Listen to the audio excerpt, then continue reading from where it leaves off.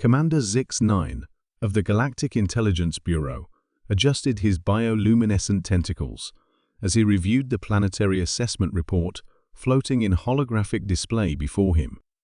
The data streams pulsed with familiar green indicators, another routine classification for the Outer Rim territories. Species designation: Homo sapiens. Planet designation: Earth, Sol 3. Technological advancement level: 2.7 on the Kardashev scale. Threat assessment: low. His secondary brain processed the information, while his primary consciousness focused on more pressing matters. The Andromedans were mobilizing near the Vega sector, and the crystalline collective had been suspiciously quiet for 3 standard cycles. Earth barely registered as a footnote in galactic affairs.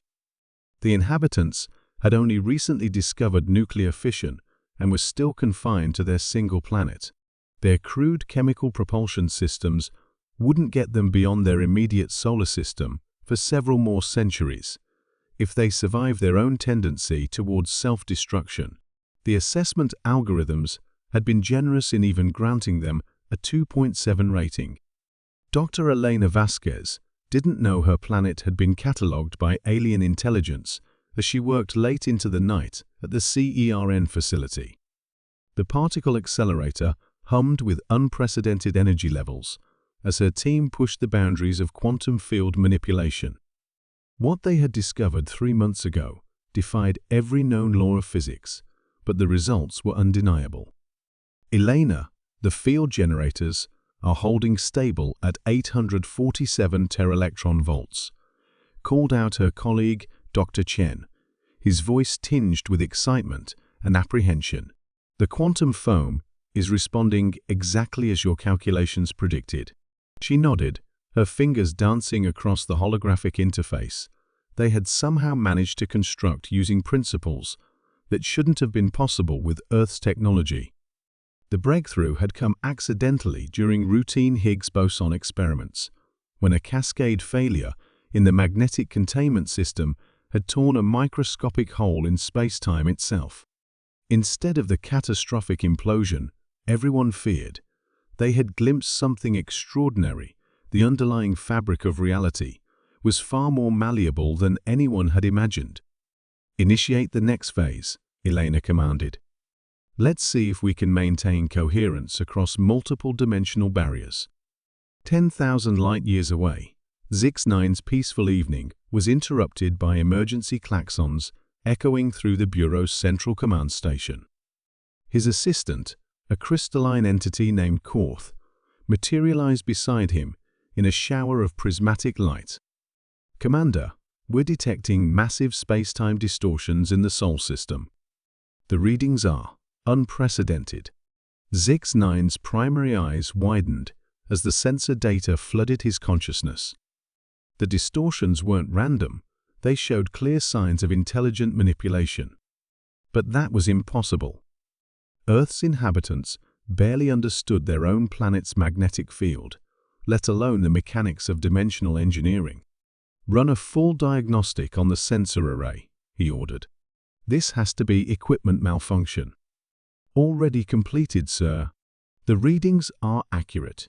Whatever they're doing on Sol 3, it's generating ripple effects across 12-dimensional planes simultaneously." In her underground laboratory, Elena watched in awe as her team achieved what galactic civilizations typically required millennia to develop. The quantum field responded to their commands like a musical instrument, reality bending and reshaping according to mathematical principles she had intuited rather than derived. Her human brain, evolved for pattern recognition and creative problem-solving, had somehow bypassed the methodical technological progression that limited other species. "We're getting stable micro-wormholes," announced Dr. Chen. "Elena, I think we just figured out faster-than-light communication." But Elena was already thinking beyond communication. The field equations suggested something far more revolutionary. If they could scale up the process, if they could maintain coherence across macroscopic distances. "We're not just talking to other dimensions," she whispered. "We're learning to step through them." The first human, faster-than-light vessel launched 6 months later.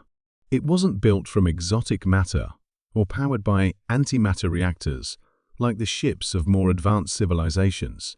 Instead, it surfed quantum probability waves, taking shortcuts through dimensional folds that the galaxy's greatest minds had declared mathematically impossible. Captain Sarah Chen, Dr. Chen's daughter and a former test pilot, gripped the controls of humanity. First interstellar ship as it materialized near Proxima Centauri. The journey had taken 17 minutes subjective time to cross 4.2 light-years. "Houston, this is Breakthrough 1," she transmitted through the quantum communication array. "We have confirmed arrival at the target coordinates, beginning preliminary survey of the system." On the Galactic Intelligence Bureau's command station, Commander Zix-9 stared at readings that shouldn't exist.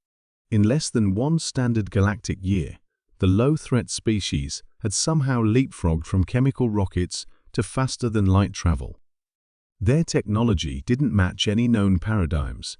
It seemed to operate on principles that violated fundamental physical laws. "Sir," Korth's voice carried an unusual harmonic of concern. "We're detecting similar quantum signatures appearing throughout the local galactic region. The humans appear to be expanding." Within 5 years, human exploration ships had mapped 73 star systems and established contact with 6 different species. But these weren't the tentative first steps of a newly spacefaring civilization. Human diplomats arrived with technology that made ancient galactic powers nervous, offering solutions to problems that had plagued interstellar society for millennia. Dr. Elena Vasquez, now Earth's Minister of Dimensional Sciences, stood before the Galactic Council's emergency session. The assembled representatives of 200 species regarded her with mixtures of curiosity, admiration, and poorly concealed fear. "Honored delegates," she began, her voice carrying clearly through the council chamber's translation matrix, "humanity wishes to propose a new paradigm for galactic cooperation. Our research has revealed that reality itself is far more flexible than previously understood. With proper application of quantum field manipulation, we can solve the energy crisis, eliminate scarcity, and open doorways to parallel universes rich with resources." Elder Morvath of the Crystalline Collective, whose species had dominated galactic politics for 50,000 years, leaned forward. "Young human, your species was classified as low threats mere cycles ago. How do you explain this unprecedented technological advancement?" Elena smiled, a uniquely human expression that somehow conveyed both humility and quiet confidence. "Perhaps your classification system failed to account for humanity's greatest asset, our refusal to accept that something is impossible, simply because we don't understand it yet." Commander Zix-9, now reassigned to Earth-specific intelligence gathering, updated his species assessment report one final time. Threat level, undefined. The old classification system had become meaningless when applied to a species that had rewritten the fundamental rules of galactic civilization in less than a decade. As he transmitted the report, Zix-9 reflected on the galaxy's new reality.